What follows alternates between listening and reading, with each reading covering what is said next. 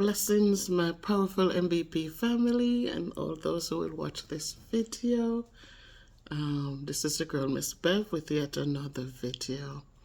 Tonight I really want to talk about,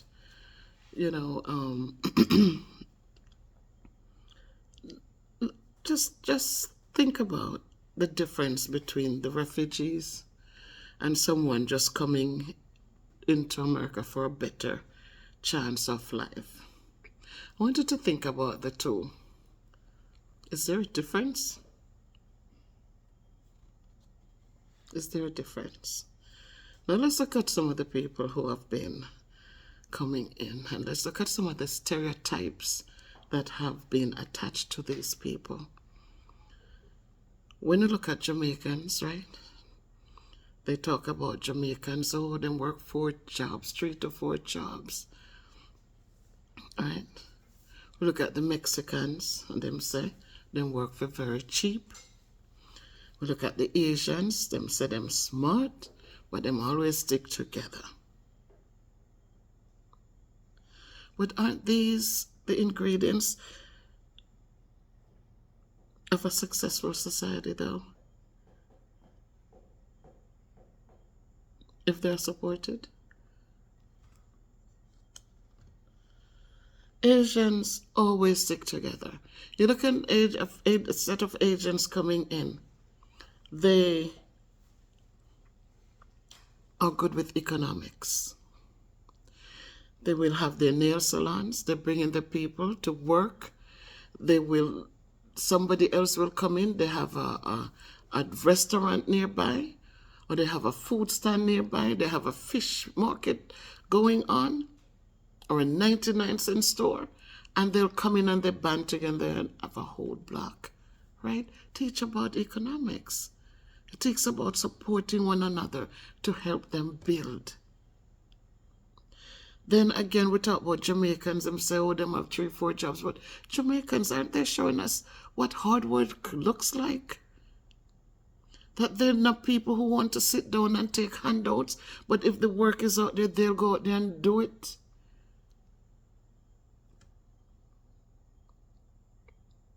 So for the Jamaicans, it's a respect for hard work. Then for the Mexicans, look at Mexicans. I remembered when I did my roof, and the guy charged me whatever he had charged, like 14,000, whatever it was, right? And he came, he negotiated, he got the contract, and he set out to get the roof done. Who did he send? He got that 14 or 15,000, and he left. I didn't even see him again after the work was done. All I saw was 5 Mexicans. 5 Mexicans. And they tore off that roof and they reshingled the roof, and within a day, everything was done. Just imagine if somebody else had gotten that job, how long it would have taken, how many issues would have been. But they come in, they work low wages because they know somebody will always want them to work. So they're good business people. They don't sit down, oh, I want this amount, and when, you look somebody. No, they will take the lowest amount for the contract and sure enough, they get the job and they move on. They don't sit down arguing for how much and how much. They will take the lowest. Because they know if they work cheap, people will always want them to work. Because they work cheap, but they work good. So the Mexicans, they teach us good business strategies. Then we're going to look at the Indians. The Indians come in. Great with IT, right? They're good with IT, and they're good with strategies. So we look at Africans. How do they work? Africans, the little community, the little village, will take a promising student, send them abroad, right there to America, to learn to be a doctor, a dentist, a lawyer, whatever it is, and they all band together and pay for that schooling. And when he returns or she returns, they come together and they pay it forward and they send another. And so this is teaching us what good investment look like. If you put the effort in and the monies in, then that one will come back and help the community. That one will come back and help the community bring back what he or she has learned, and they're going to help build their community.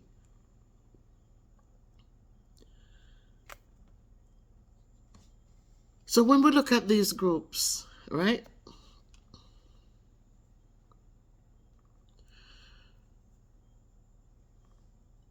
These are some of those who will be included in their mass deportation. Most people targeted for this mass deportation are from the stereotypes mentioned. We hear a lot about best and brightest, but some of those thought leaders might never get a chance to make a change that could be better for the future. Let's look at something like the iPhone.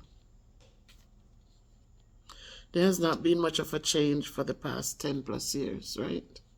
All they did was change the camera here, but nothing massive, nothing to talk about. And we know that with what they're planning to do, there might never be a change in the next 10 years. My people, I don't know why some people who come into America are welcomed, while others are looked at with disdain. I don't understand it. But again, tonight I'm asking, what's the difference between the refugee and someone just coming in for a better chance of life? Yes, we know that in the mix you have many who comes into other countries, and they're just coming for the trouble they're coming for. But let's look at the other 95% who comes in. And I'm speaking on behalf of the Jamaicans especially, who work hard. They own property. You don't see them going in and seeking out welfare benefits or seeking out. They're too proud, they say. That's one of the things with Jamaicans. I'm too honest to steal and too proud to beg. So we're not a people who ever go into a country and we sit back and relax and wait for a check or wait for somebody to give us some food or something.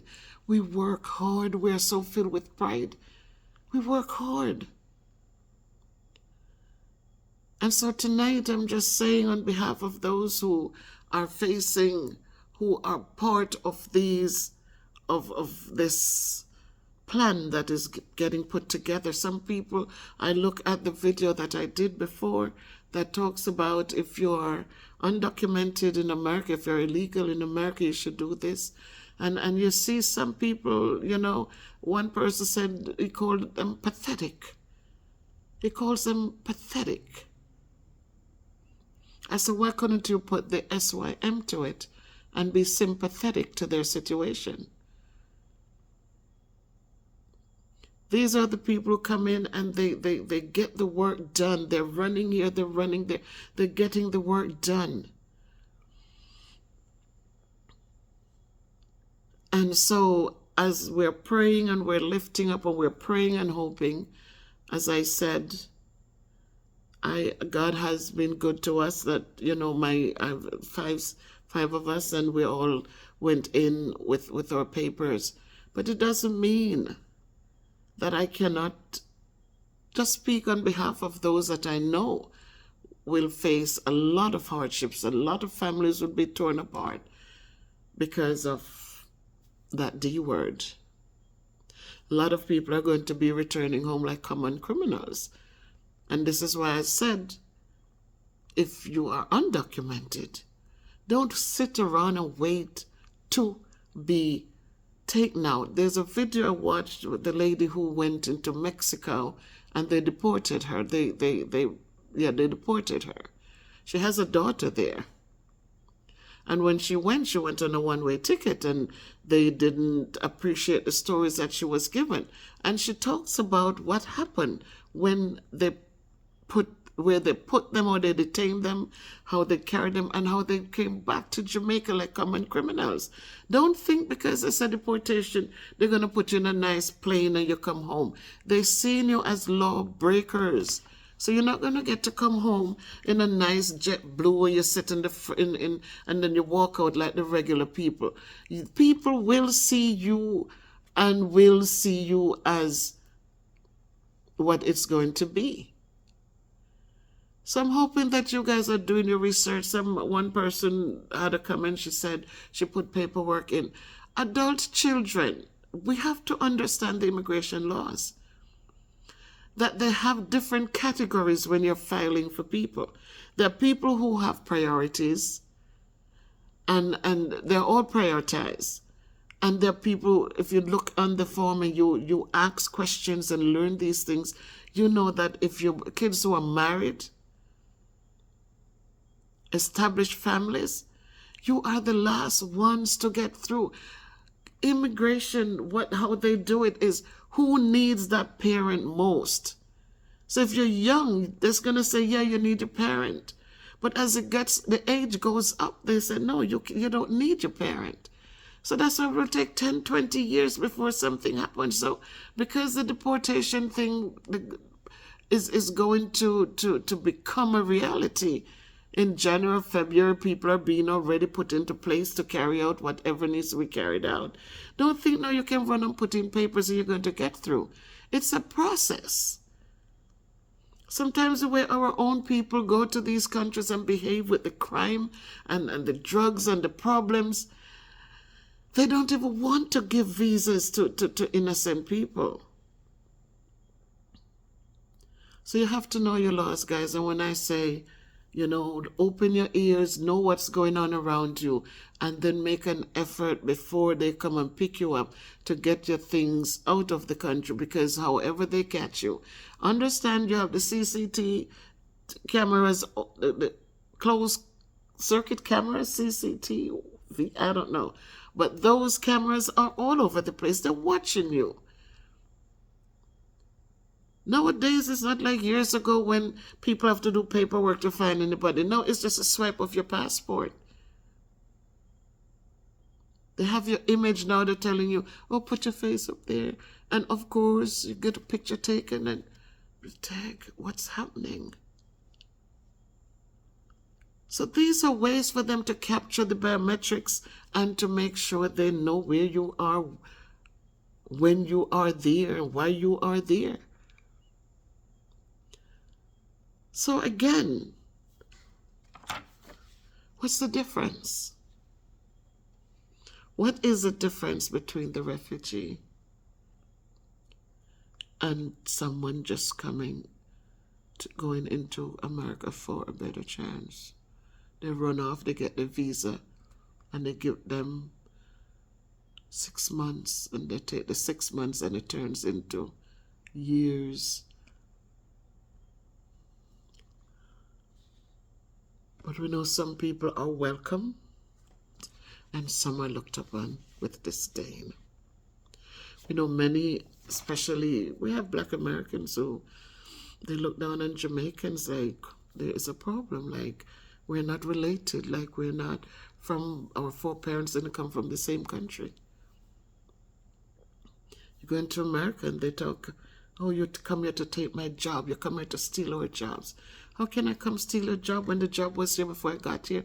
If you were doing what you need to do, I would be able to come and get a job. But they don't stop and look at it that when they call me and I'm ready to go to work, they call them and they work one day and then they disappear. They get paid and nobody hears from them again.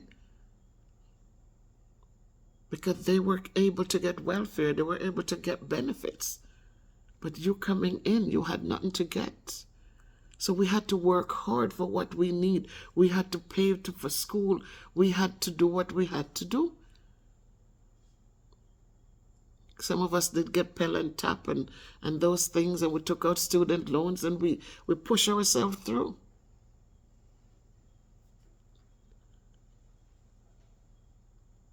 But tonight I just want to remind us that with all these groups of people, with the Asians who stick together, they come with their good economics background and attitude, and they build. They have their nail salons, they have their foods, you know, they have their fish markets. And again, they stick together. They stick together. We have the Jamaicans who they go in and they work darn hard. They work hard. And so they show us that respect for hard work. The Mexicans, they bargain very reasonable. They're good businessmen and women. And so they'll take the lower price because they'll always get work.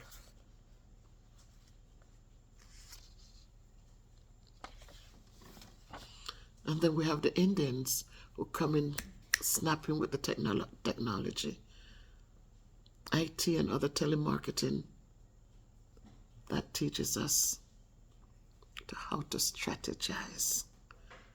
And the Africans who teach us about investment, invest in one, and when that one comes back, everybody band together again and invest in another, and so that they can build their little village, their little community. And, of course, these are the ingredients of a successful society, if they are supported. I will say thanks again for all of you who have been supporting. I've read the comments. I've responded to the comments. I so thank and appreciate all of you. The new members, welcome on board. I see you and I appreciate you. And for all the other people who have been just there with me, all my members, all of you, I say let us continue onward and upwards as we continue to build together. Unity is strength. Instead of pushing down, as Granny always said, she said, cow never know the use of tail until fly start bothering butt. And it's when fly start bothering butt that so when fly start bothering butt that him realize that him need him tail. So as we plan and we think about this mass thing that we're planning to do, let's just be careful. Let's just be careful. Have a good night, everybody. Onward and upward always.